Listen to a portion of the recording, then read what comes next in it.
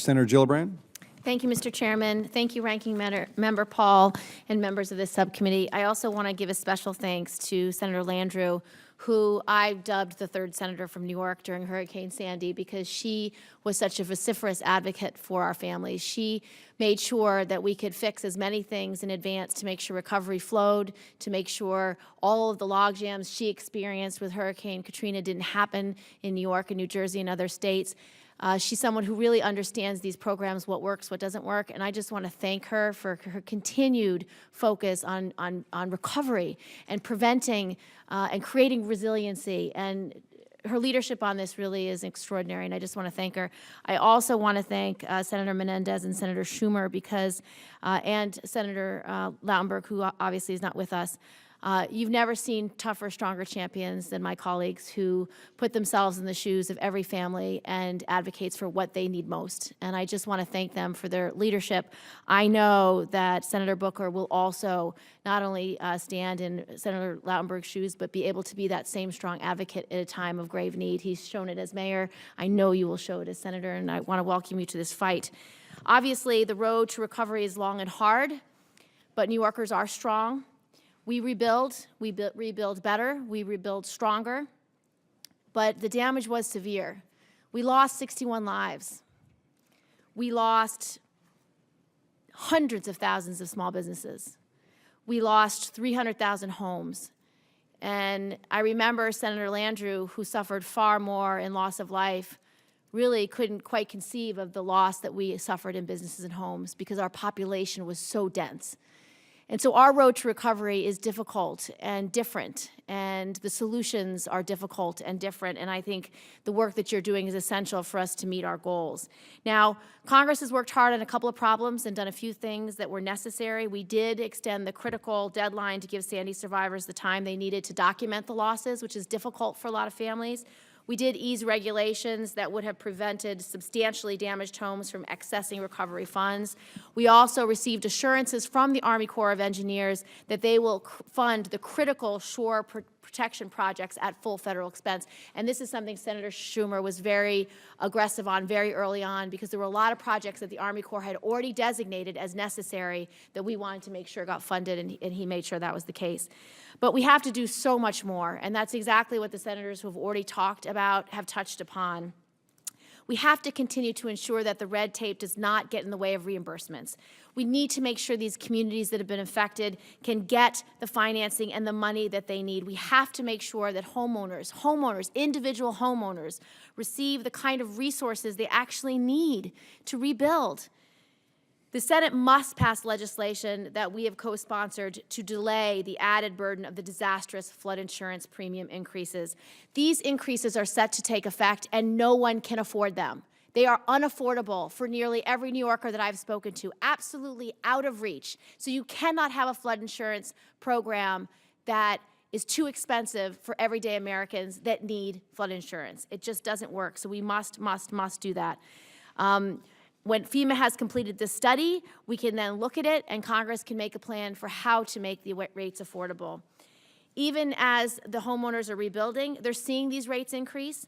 They could force many New Yorkers not to be able to rebuild because they won't be able to buy the insurance, so they won't get the permitting, and they are out of a home. They are homeless. As we continue to recover from Sandy, we need to strengthen the resiliency on future storms. This is not the first, and it is not the last superstorm. We know this. And as we see storms come in more violently, more damaging, more lives lost, we know what's to come. So when we rebuild, we have to rebuild for the future storm. Every dollar that we invest to strengthen our homes, businesses, and infrastructure saves $4 in potential recovery costs down the line.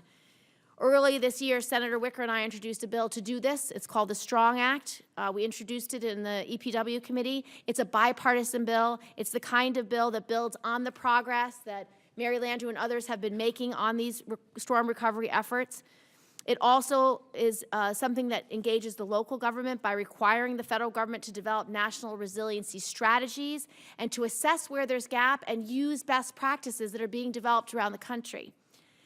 We have come a long way in the last year, but as I said, we have so much more to be done. When I read reports of how few homeowners have actually been able to rebuild, it breaks your heart.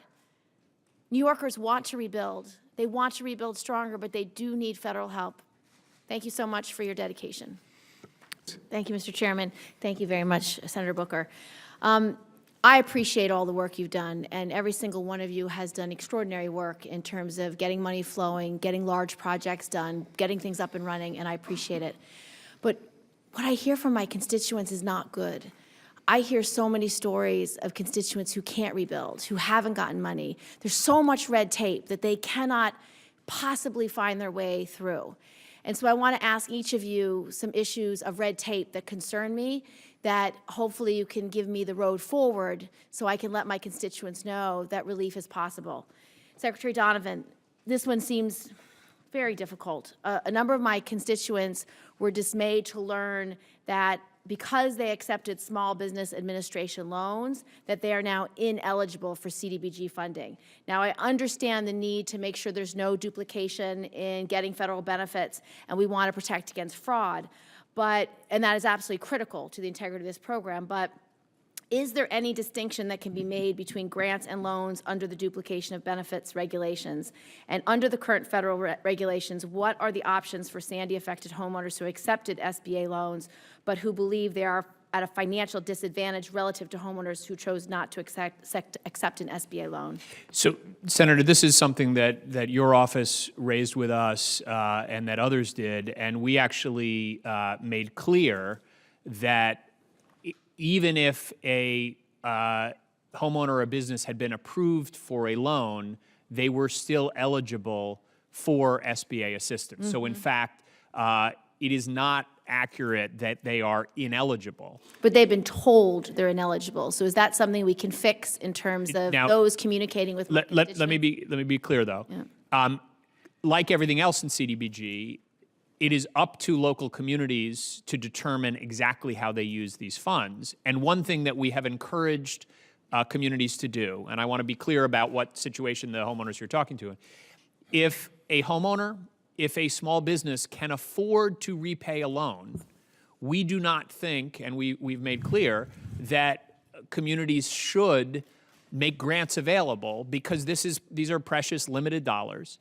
And so what we've encouraged communities to do is do an evaluation. And I have heard frustrations from business owners, homeowners. They say, well, somebody else is getting a grant, I'm getting a loan. Well, the fact is, if they can afford that loan, then we encourage communities to do an underwriting and to evaluate that and to use grants only where a homeowner or a business cannot afford to repay a loan. And so that's the guidance that we've given, but we do leave flexibility for communities to make that determination. Well, I would appreciate that you make that guidance very clear when someone's looking at an SBA loan. They need to know what limitations there will be under in the future. It needs to be clearer. I agree there was confusion, and we have absolutely worked with your office, and you've raised this before, to try to clarify that as much as possible. We're happy to do that more. Deputy Mayor Holloway, so we've read a lot of news stories, and we've done yeoman's work on so many infrastructure issues and done excellent work. But for homeowners, there's still enormous challenges because while FEMA caps the payment out at $30K, very few people receive the full payout. Their home might have been destroyed and they're eligible for a grand $8,000. So, you know, while we do our best, it's not enough for these homeowners to rebuild. And in fact, there are families that are still homeless a year out, and that's horrible. So specifically for Breezy Point, Staten Island, and the Rockaways, how quickly do you think CDBG money will get to homeowners? And what percentage of those areas have actually received any CDBG money? Well, so each of those areas, having been there many times and worked with, particularly in Breezy Point, the Homeowners Association, you know, we have done a lot to try to advance building. It's not only the getting the money, it's being able to actually build, put things in the ground, and so we've been able to advance that. I think that in terms of FEMA recovery, that really is a case-by-case determination of their assessment of what the damage is. We now have 26,000 families that have signed up for Build It Back, and we are in some stage of financial assessment for them. So, as Secretary Donovan said, the CDBG money is money of last resort, which means that you have to do an insurance verification. You have to figure out whether they got any other FEMA money, any funds from any other sources. We're we're working closely with insurance companies, but we have 1,400 requests for verification from one company in particular that haven't been met. You know, we have, and these steps in this process, which we're not opposed to in any way, because you do have to make sure that the dollars are going to people who actually need it, but they do take time. Now, I think we have had some CDBG money flow, but I will say the mayor is not satisfied that it's gotten to enough people yet. I think you will see, I'm confident you will see, between now and the end of the year, we will begin to ramp up to hundreds and then ultimately thousands who will be getting that funding. Thank you. Well, let me address some of the red tape that your mayor's probably experiencing with regard to Administrator Fugate.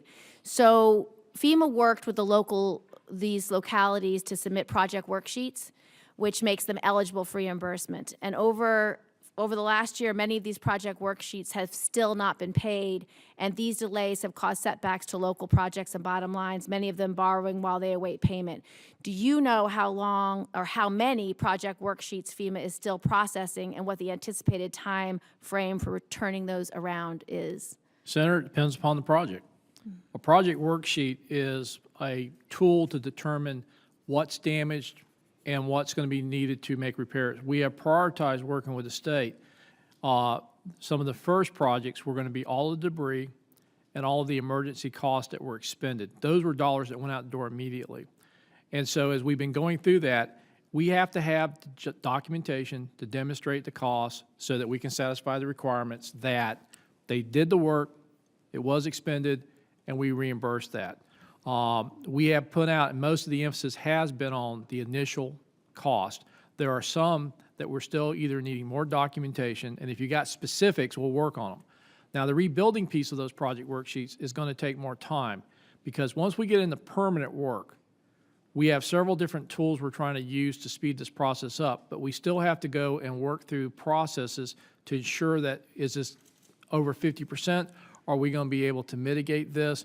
And what is the longer-term requirements to rebuild? Thank you, Administrator. My time's expired, but for Assistant Secretary Darcy, obviously Long Island is so important, and people are very concerned about the time it's taking for the stabilization projects within the FIMP study to be started and to know when these emergency stabilization projects will be done. Can you just give a quick update about where we are in that process? For the Fire Island to Montauk Point? Correct. Well, we have begun doing some of the emergency response, which was part of the rebuilding what was there. But we're currently reviewing the Fire Island to Montauk Point. As I mentioned, it's an authorized but unconstructed project, so we'd have to relook at it to make sure that it's in today's sea level rise and climate change lens that we're looking through and building it to the right dimension. So we're committed to doing some expedited review processes for all of these projects.